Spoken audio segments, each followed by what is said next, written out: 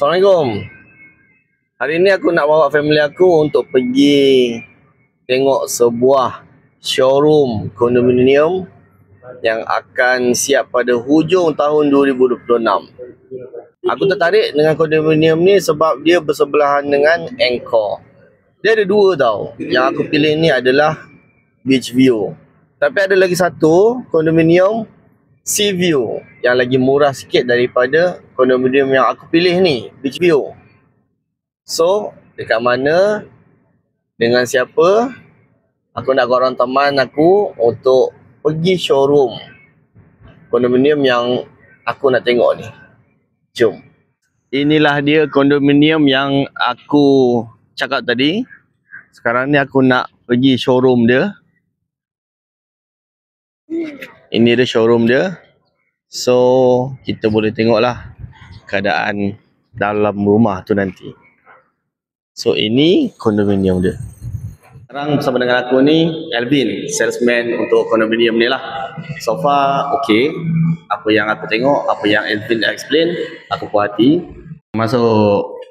Assalamualaikum. Jom, dek. So, ini dia punya yard. Ya, betul. Okay.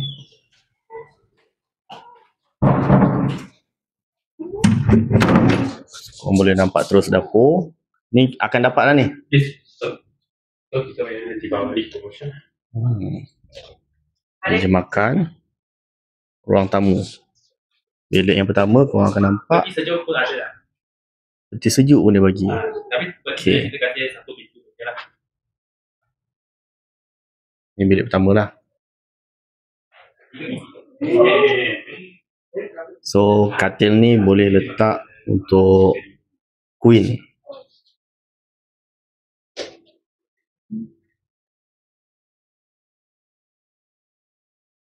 Sinki. Bilik air kongsi Kongsi. Hotel kita dapat. Water heater pun dapat. Macam ni 320. So, ini adalah bilik yang kedua. Kira master bedroom lah. Dengan masak punya.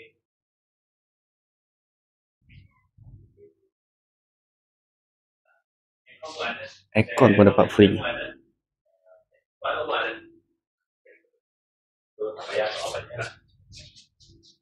Lepas tu, ni adalah koridor. Andai kata korang beli beach view atau sea view, so korang boleh tengok laut dekat sini ataupun pemandangan ni lah, beach view, pantai.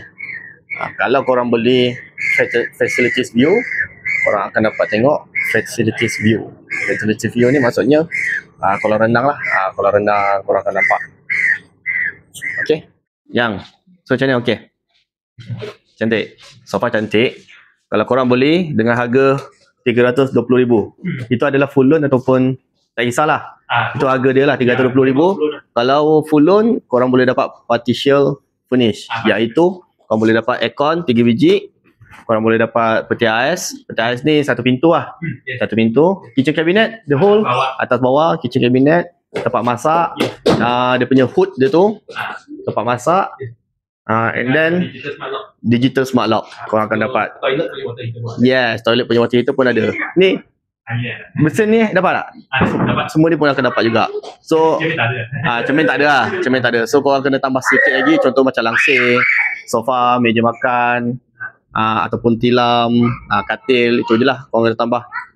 Sofa aku rasa sangat berbaloi untuk buat investment lah. Harga satu malam adalah RM300. Bersebelahan dengan Angkor. So kalaulah function banyak dekat Angkor, InsyaAllah boleh dapat sebulan keuntungan sekurang-kurangnya 6,000. Sekurang-kurangnya. Dan owner boleh dapat anggaran dalam 3 hingga 6,000 bersih. Tak termasuk dengan commission agent. So guys, kalau korang rasa berbaloi, boleh contact member Alvin. Ataupun boleh contact aku. Aku akan terus direct dengan Alvin. Okay.